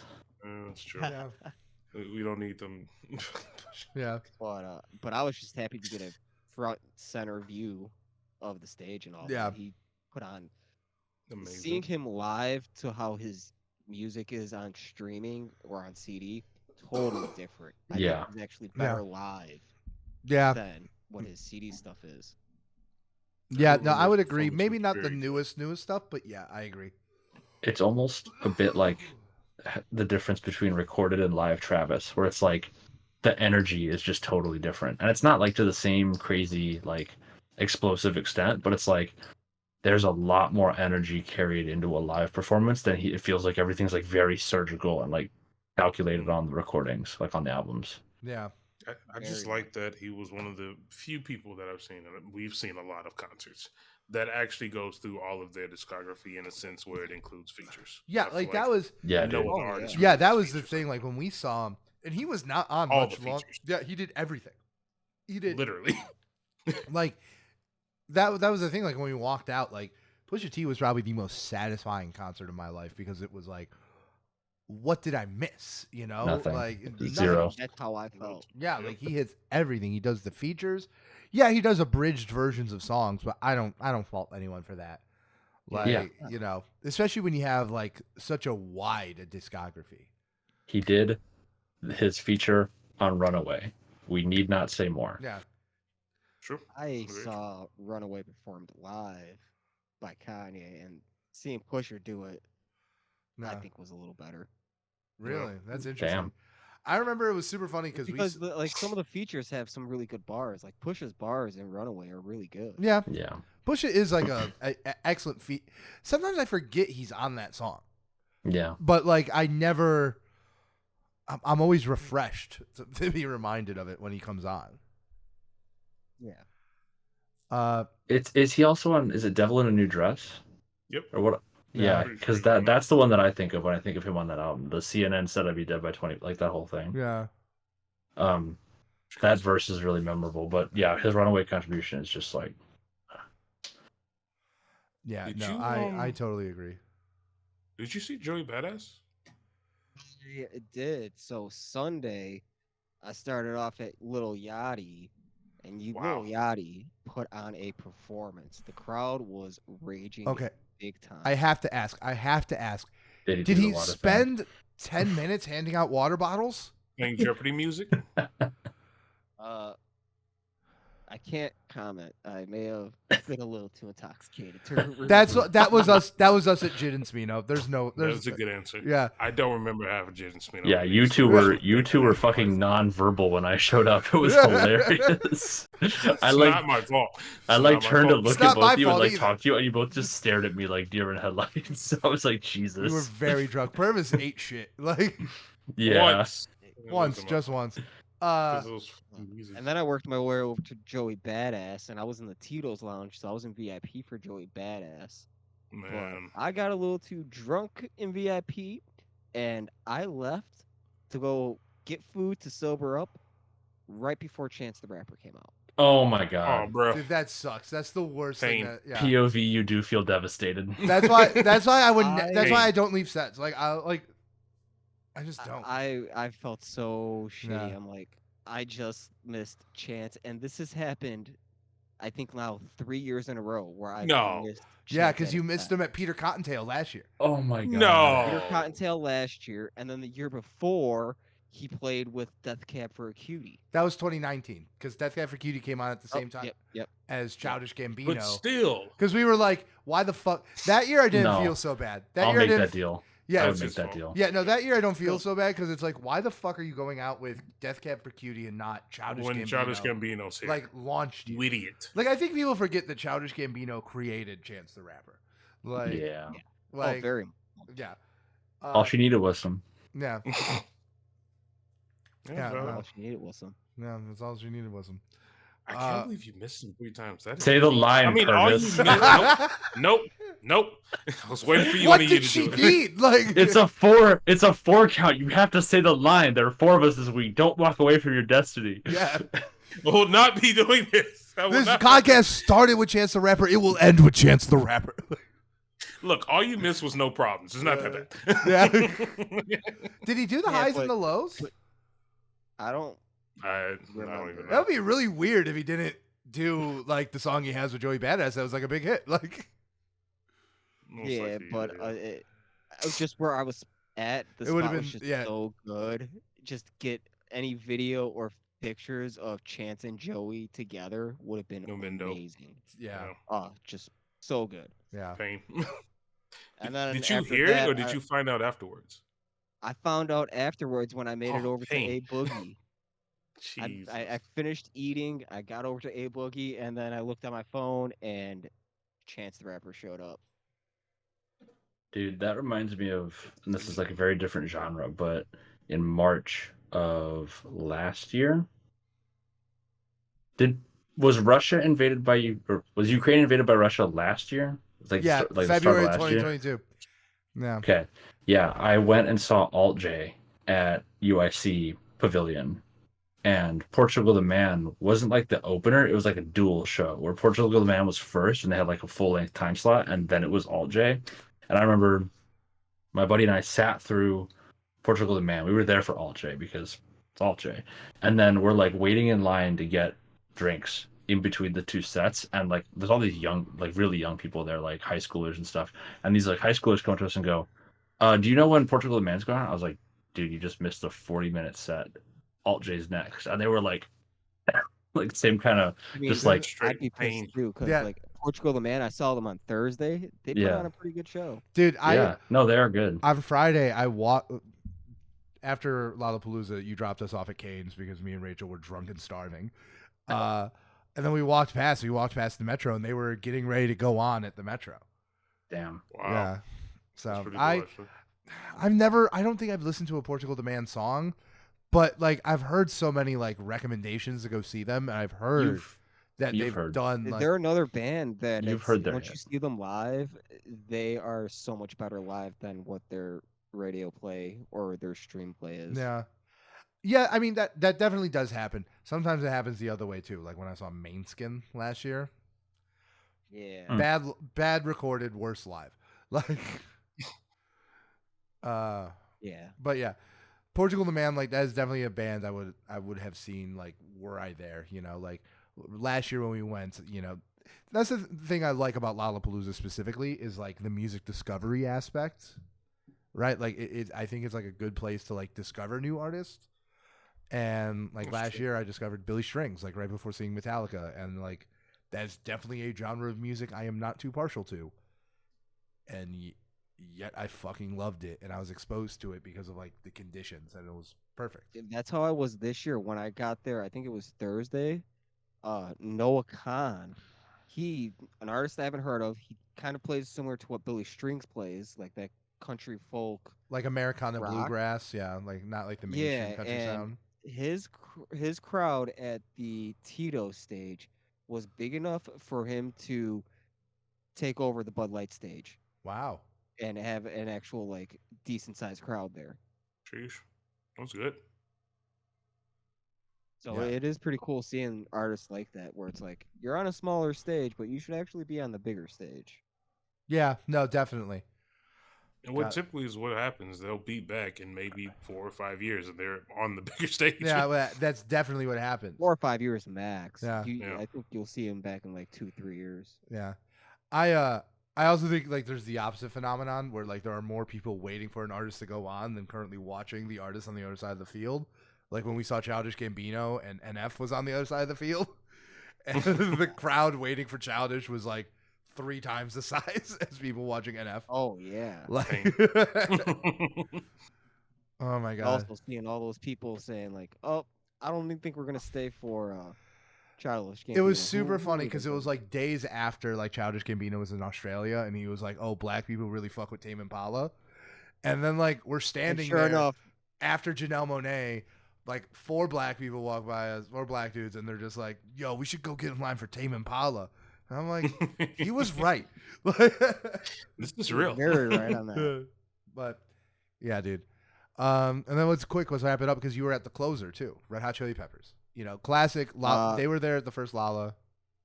It's Red Hot Chili Peppers. They're just gonna be like how Green Day was last year. They're just an iconic band playing the hits. They're an iconic band playing the hits. So you're not gonna be disappointed. And I usually like that Sunday being an older band because the crowd's gonna be older, so it's not gonna be really rowdy, no matter how close you are. I also like that crowd or rowdy. Yeah, I also like that it calls because like Lollapalooza was originally an alternative rock festival. Right, like it was actually supposed to be like an alternative traveling circus. Was it? Because it was supposed to be Jane's Addiction's farewell tour. Really? Yeah. Yeah. Well, I remember like when it became the, originally. There's a documentary coming out next year. Oh wow. Yeah. You know. So like be reviewing that. Like Green Day last year, I think is a good pick for like close it out. Who closed it out the year before in 2021? I didn't go. Foo Fighters. Yeah, that's a great pick. The only thing about, like you just said, like these classic bands, the part of it is bittersweet is that like these are genuinely good musicians, and like sometimes they still have good albums in them. Like I thought the last Red Hot Chili Peppers album, at least musically, was better than any album they put on in the last 10 years. And the Foo Fighters, holy shit, did they have a comeback with an album this year. So it's like, it is a bummer when they still put out halfway decent music and like you don't get that full experience. But like, it is what it is. They'll play like one or two of the newer songs, but yeah, you're getting pretty much all the classics. Yeah. And it's just, it's a little bittersweet in that sense when they do come around and you do get that best case scenario where they're still putting out, new, like high quality music. But did they end with Under the Bridge? No, they ended with Give It Away. Wow, that makes classic. sense. That's a classic. Yeah, I totally thought they would end with Under the Bridge because you always want to end with a big singing moment. But no, Give It Away is another classic choice. Yeah, and they made everyone wait like probably like 2 minutes before they came out for their encore because they ended pretty early. They ended like 5 minutes early. Oh, really? Yeah, but they went on for like a good hour and a half. Okay. Yeah, I mean, would you say you were completely? Have you seen Red Hot Chili Peppers before? Oh no, that was my first time. I was completely satisfied with everyone I saw. Like Thursday, seeing Portugal the Man and Billie Eilish. Phenomenal. Oh, talk about Billie really quick because we cut straight to Kendrick. Yeah, talk about Billie for a second. She came out in Jordan low tops. Dude, I saw the Billie fit. It went hard. The fit went pick, hard. yeah. So not as hard as Kendrick, but it's up there. Not as hard as Kendrick, yeah. She's known to have good style though. Yeah. Yeah, her fit just made me a fan. I don't really know many of her songs, but she played all of her hits from my understanding, and she put on a great show. Yeah. And her stage show was kind of like how Kendrick's was. She didn't have dancers, but like the screen effect kept getting a little, wonky on it, just in like a trippy way. So it was a really good stage show and everything. So yeah. I mean, if you're gonna go to another festival and she's gonna be there, I recommend giving her a watch. Yeah, no, Billie Eilish is definitely an artist who like I'm not super into like on a. It's it's the subconscious test that we talk about sometimes. Are you actually like when you just need to listen to music because you're going to be on the train for 20 minutes? What do you go to? And there's like a very big gay and like just female crowd. Yeah. Yeah, that's not a shocker. That's her audience, and like all the power to her for like cultivating like those are the most dedicated artists. Like us, like dudes, we're flippant. Like, like we're all like we were huge Kanye fans 2.5 years ago, but yeah, I think Billie Eilish, Taylor Swift, Beyonce, they could shoot someone in the street and still have an audience. Like, yep, yeah, they'd be bigger than ever. No. Actually, though, yeah. So now that we all have experienced Lolla and like that IMAX concert kind of experience, I want to do a quick round. Is there an artist any of us would really like to see, like give just like a show-stopping set in that format? And I will open it up to one of the J's. I'm gonna say Drake. Ooh, dude, yeah, okay. Drake. Because like we just saw him on an amazing studio tour. And he killed it. He killed it. But let's keep it real though. Like singing Shots for Me, like in Grant Park in the middle of the summer in front of that gorgeous skyline, it's gonna hit different. Chicago Freestyle, literally in the same park as the Bean. Jesus. Could you imagine that? That's a great pick. I know. I'm burning everything down. Yeah, Drake would be an excellent Lollapalooza pick. Okay. Jasper? Man, I feel like it already happened and I missed it, Tyler, just because Tyler, that show was iconic. Tyler, fucking hour and a half. Yeah. Yeah. Phenomenal. He is a top 5 all-time performance at Lolla that I saw. Yeah. Yeah. I would the video is insane. I get hyped just watching it. I would say if there's any silver lining to that, Jasper, and this is for me too, because I wanted to go to that and I wasn't able to. I think he's an artist who has a high probability of coming back and doing that again in the next few years. So like, I would remain hopeful. Yeah. My other actual pick would obviously be Travis, just because. What does a Travis Scott show look like at a festival that is size? Yeah, I think like alternative led and everything. I think he got kicked out of Lollapalooza. I think he got banned. He did from Lollapalooza. Was he actually banned or was he just removed? Banned. I know he was removed. I think it's what happened at Astroworld. I think they banned him for that. I see. Yeah. Yeah, I think it's the both. So a separate incident. Yeah, like don't get me wrong. Like I definitely think Travis Scott plays to that format. Like I totally would want to see him, and also like I definitely think he's an artist who like he's doing the big stadium tour. At least we think so. But I think he's an artist who just like is conducive to that environment, and yeah, it would go crazy hard, especially in a field that size. Yeah. You know? I feel like outdoor venues like that, you really get better sound a lot of the time because, you know, sound waves can travel and develop more than just like being stuck in a dome that reverberates. So like hearing his sound, like his mixes outdoors would be insane. Yeah, I agree with that. Purvis, you want to go? And with it not being at an amphitheater in like Grand Park, totally different. Yeah. It's completely different. But every set I've seen there, like the audio has been top notch. Which, you know what? I actually can't say for every Lollapalooza set I've ever been to. Like, it's probably because it's the festival I've been to the most besides Riot Fest, but it's the festival I've seen the most issues at. Like, but never on that side of the lawn. I've never seen anything wacky over there. Yeah. Mine, I'll say it. I think if Destiny's Child did a reunion at Lollapalooza, that would be fucking crazy. That would be the thing I would want the most. Yeah. I think they have hits on hits on hits.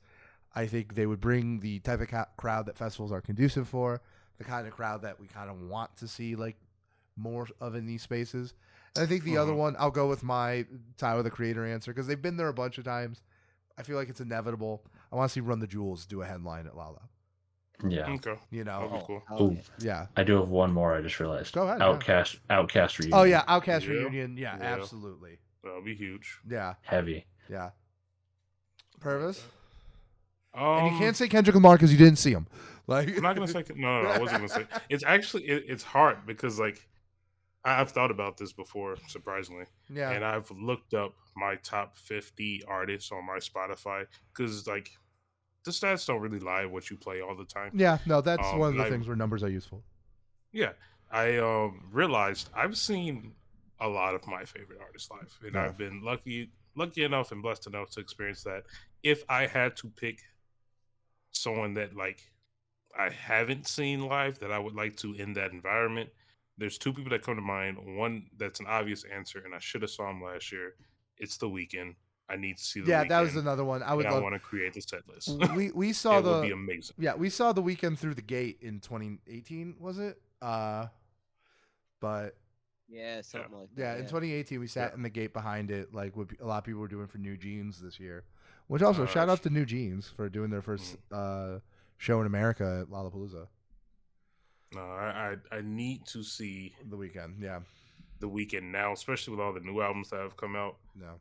I want to make the set list. Although, another option that I do want to go with that isn't typically in this kind of space, I want to see a Schoolboy Q. I want to see a full discography run of Schoolboy Q. I definitely think so dope. I definitely think that's going to be something that is possible, 100%. Oh. And another one I thought of is Dr. Dre. Dr. Dre will do a great reunion. Or Bruno Mars even. Bruno Mars would be good. Dude, Silk Sonic. That'd be fun. Silk Sonic, definitely. That'd be fun. Silk Sonic, Anderson .Paak. That would be woo! That would on be the strings crazy. and instruments. I have two words for you. What? Frank Ocean. I was purposely not saying it. Yeah. I'm saying but it. Yes. I don't care. I want it. But yes. Also, give it to me. Also, like someone, this is like almost cheating because he's like primed to be in the position. Denzel Curry. Yeah. Because he did he did the Pusha T set on Sunday last year. So that's like That's like the dead giveaway that someone's about to be the headliner is if they close a Perry stage. So I think he's like super duper primed, but that's probably it. Yeah, Denzel Curry. Also, just for me, obviously, peak Jasper moment, Cuddy. I know. Yeah. But yeah, no, Cuddy in that environment. Yeah. You said Denzel. Well, sort of, but I think the vibe of Summer Smash is very different and lends itself to a different audience. So I think that'd be interesting. Is like because a lot of Cuddy stuff leans more alternative anyway. Yeah, I definitely think like the same way I think Playboy Cardi is better at Summer Smash than it is at Lolla. I think Kid Cudi is probably going to be better at Lolla than he was at Summer Smash. Yeah, me too. And then just you said Denzel Curry. Jid was already there. Get the three of them up there having them do Talk About Me. My life is made. Yeah. Literally the golden child of all three of us. Yeah. And just start lifting off. And the other thing, and I just know this because I know that they're very good friends with Perry. They played there before. I think one of their last shows was there. But if there's ever a Daft Punk reunion, the chances of it being at Lolla is massive. I know. I'm scared don't get my hopes up. I would be scared to be 5 feet around him. Dude, I'd be afraid to be fucking south of the river. I will mosh to touch off of Random Access Memories. Don't question me. Oh my god. I'm just gonna see him take off into the crowd. We're just gonna look at each other like he's gone. It's a lost cause. No. Well, yeah. Well, guys, should we wrap it up then? This is our Lolla episode. We do one every year we go, which will probably be every year because we all have disposable income. So yeah. And connections. All right. Yeah. So do we want to do our recommendations? Oh yeah, 2 of each. 2 each. Guess first. So my recommendations are "Devastated" by Joey Badass. Ooh. Oh, we do it round robin. Do your first one. Joey Badass. Devastated. No, that's a good song. That is in my top 3 Drive with the Windows Down song. It is absolutely and that album, I've heard people say Joey peaked at 1999, which maybe a little bit true, but All American Badass, a classic. Deep Dive coming soon. One of the rare political albums. Yeah. Was amazing. Yeah, dude. I really want to see Joey Badass. He is absolutely in the top of artists I haven't seen that I really want to see yet. He had a short set. He only played 7 songs at Lolla, I saw. Well, damn. I need to see him again. Yeah. I don't like that. All right. Purvis. All right, but my first song is gonna be one of those rare finds that I bring up randomly. I found a new person called Overcast, not Outcast. Overcast, and he dropped a single called TBH with an exclamation point. It is so smooth. Yeah. It is so smooth. I absolutely love it. It's only 1 minute 30 seconds, so it's easy to get through. You can put on repeat it if you like to. Reminds me of a little bit of lo-fi touch that adds to it, so highly recommend it. That's so good. Yeah. I'll have to listen to that. Jasper? Yeah. You ready? Yeah, I got Patek, Future in the Lizzie Vert. Patek. Oh, that's a good one. That. Yeah. That went so hard. That's one of the ones that I wish either one of them had done when we saw them back to back. It's man, it's right there. Alligator shoe on the pedal when I press it. Come on. Please. Somebody. Anybody. For it. Yeah. Okay. Mine showed up on my Spotify shuffle 2 weeks ago. Has not left. Maybe listening to it more than Utopia. Speed Racer by Mick Jenkins. Ooh, okay. I like that. Yeah, that's a good one. I like he's been getting a lot of props lately. Dude, he does. There he is. Hey, he's back. My Discord on my computer went completely haywire. It froze everything. Oh, wow. It happens. It's okay. Movie magic. We happened. Yeah, we're almost done. It's we're almost done. Jeff, drop your last rec. What were the other 2? I got Purvis's, and that was it. Oh, bet. Brandon did Mick Jenkins Speed Racer. Speed Racer. Yeah. And Jasper did Future Patek. Cool. My second feature is Modern Jam, Travis Scott. Yeah. Okay. It's the best song on Utopia. Yes. Yeah, it is. It's just so good. And Yeah. And if you have a chance to watch the Jasper Noe music video, do it. It's really good. Yeah, I just need the world I ain't hard to please. That hits. Yeah, no, it's very good. It's very good. That's the song that makes me think he should collab with LP because it sounds like an old boom bap beep kind of. Oh, you're spot on. We didn't talk about the most exciting news item this week. What?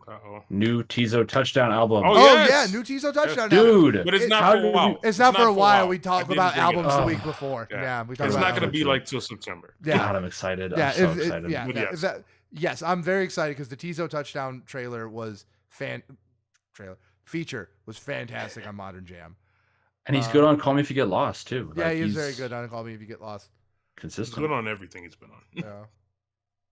All right, but I think I'm next. Yeah. My next song is going to be an absolute classic. I'm going to do Celebrity Overnight by Twister.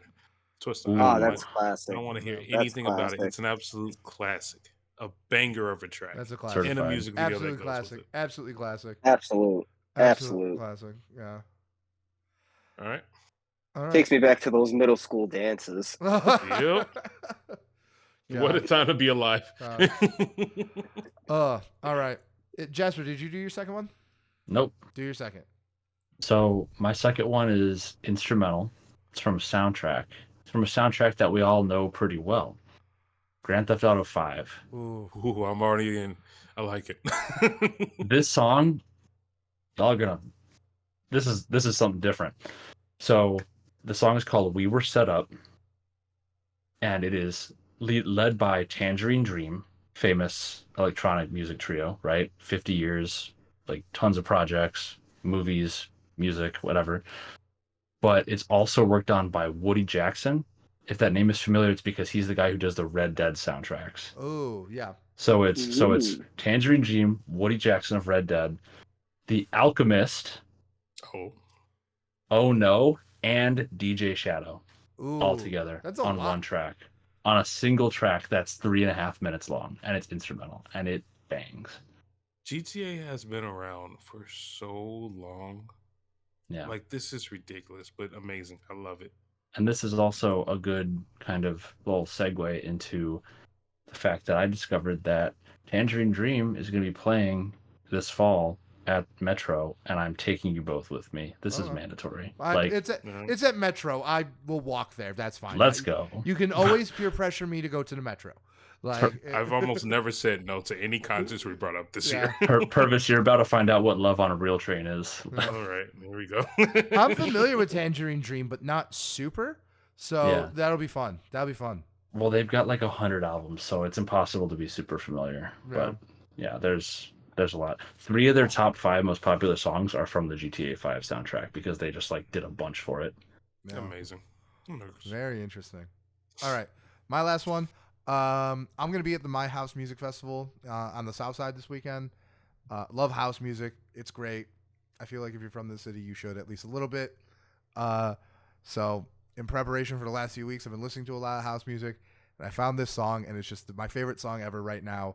I'm going to be recommending In Chicago by John Summit. Yeah. It's kind of a meme song, but it also goes super hard. Is this the one you showed me? Yes, this is the one I showed you. Yes. Like, dude, don't tell me that groove is not nasty. It's so good. It's a meme song. That is the perfect way to describe it. I'm drunk and I'm high and I'm in Chicago. Like, is this us? Yes. I'm like, I sent it to Rachel. I'm like, this is my autobiography. And she's like, this is an instrumental. And I'm like, wait for it. Like, he's just like me for real. He's just like me for real. Like, it's a freaking meme of like the two the couple sitting in bed at different homes. She's like, he's not like you for real. She's like, no, he is blocked. Yes, he is. He just like me for real. But yeah, In Chicago, John Summit. It's super dope. Very fun. It's a meme song. Yeah. But anyway, we made it. Purvis, we should introduce you to Aphex Twin, and then your perspective on me music will change. Yeah. Oh boy. We should also introduce you to Krispy Kreme or Froggy Fresh or whoever he goes by now. Yeah. That's the Krispy Kreme. original meme music. You're right. I am the baddest of them all. Is the- No more podcasts. Bye.